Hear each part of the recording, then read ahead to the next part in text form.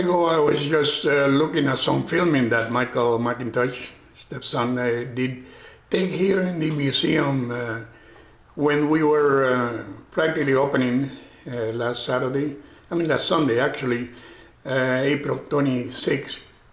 Now today, 2 days later, I came to it and doing some thinking about not only the details, but about the things that really become of great enthusiasm for me.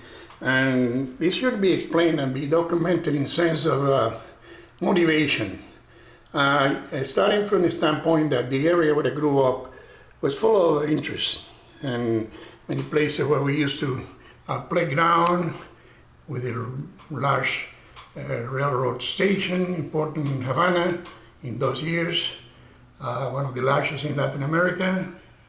And when I was 12 years old and growing, I was looking at this old my playground, saw the love for these areas and the fact that I love to document it on my work is for some reason. It's not only for the love of art, excuse me, which is important, the idea of maintaining some of the memories and have the virtues and the actual assignment on things that bring the memory of such beautiful times. And here, of course, is imagery connected to some of the ironworks around Havana and some of the imaginary, like someone sitting here, maybe believing myself into the picture, years after I left Cuba.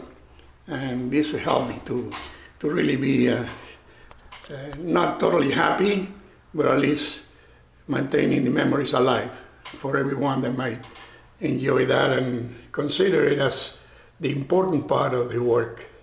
Looking at the details, this is like a procession by a group of people that were really devoted to the veneration of the Lady of Regla. And some of the Africans, African-American, Afro-Cuban Africans, that the descendant from the Africans that were there, plus people, 3 centuries of traditions are behind all of these happenings. This was the first painting that had to do with an initiation secret ritual that was taking place, and 3 young kids, 12-year-old and just thereabouts, sneak in and hid ourselves so we'll not be seen, and that's like intruding in this particular sacred ceremony. And the members of the African Cuban descendants of Africans that were there created the what they call the Brotherhood of the Abacoa. And they were very devoted to music and the drums and the veneration of their own deities, but they equated it with the Lady of Regla, which was already starting in the 17th century. It was in my hometown, enthroned, and that was celebrated. Now this is also the public ceremony, and this is in my mind, there are rituals or plays, games as they call it. They celebrated this time in public around the neighborhoods, where the working people that were in the very industrial town of Regla, very colorful.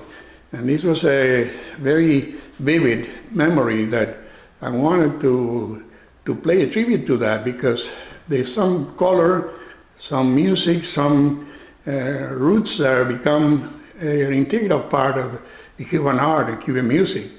And this is like a confrontation of good and evil in these figures here playing around, but someone, of course, is trying to tell the other, well, you have to behave, and that's the issue here in some ways. I don't know.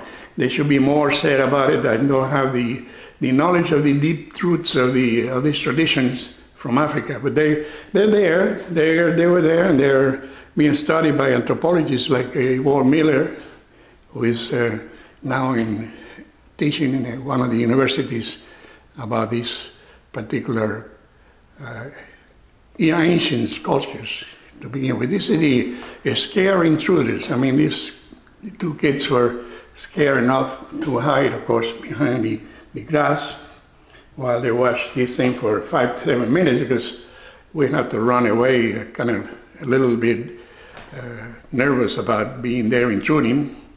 And there's another one then that's more in the venue of more expressionistic, with some kind of this called, I call it ritual memories and dreams. Again, some games is also in the night, and some imagery of the Virgin of Regla kind of overlooking what is imaginary, and on the lights and shadows of the colors of the blue kind of shaded rocks that were by the end of the hill of the Emmet. And as I said again, this is the inspiration is enormous, and this we have been seeing here, right? Fernando Ravello's Lady of Regla, Yemaya, as the Afro Cubans call it. This is another more recent, in the 90s. The other parts of the works, 1970s and 80s. But this is in the 90s. I call it the end of the long light. Hopefully there'll be an end to the long night of Cuba, and having a bright light shining over everything.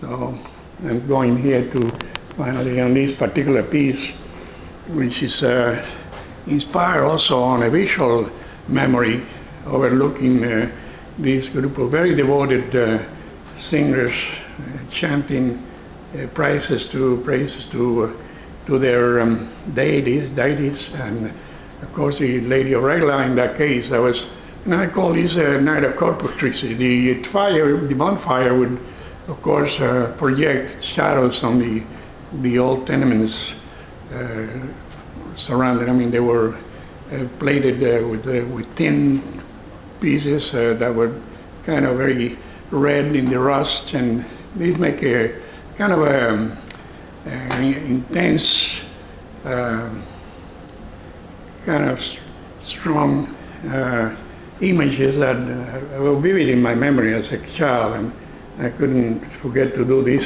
This was a 1986 painting. This is the shadows look like angels singing, as you can see. This painting, the Owl of the Frog, is a part of my childhood memories, and the imagery it's been already here in another exhibition. However, because of the imagery, I have a connection in some degree for the exhibition now here in May, starting at the end of last month. There's some imagery that relate to a number of things. The cattle coming from the train that's unloaded, and of course imagery with my friend Lloyd and going hunting, and it's called the Forbidden Path actually, because it was a place that the kids didn't like to go most of the time, and it was an adventure for me and Eloy that time to go all the way through this particular kind of hidden, almost like a tunnel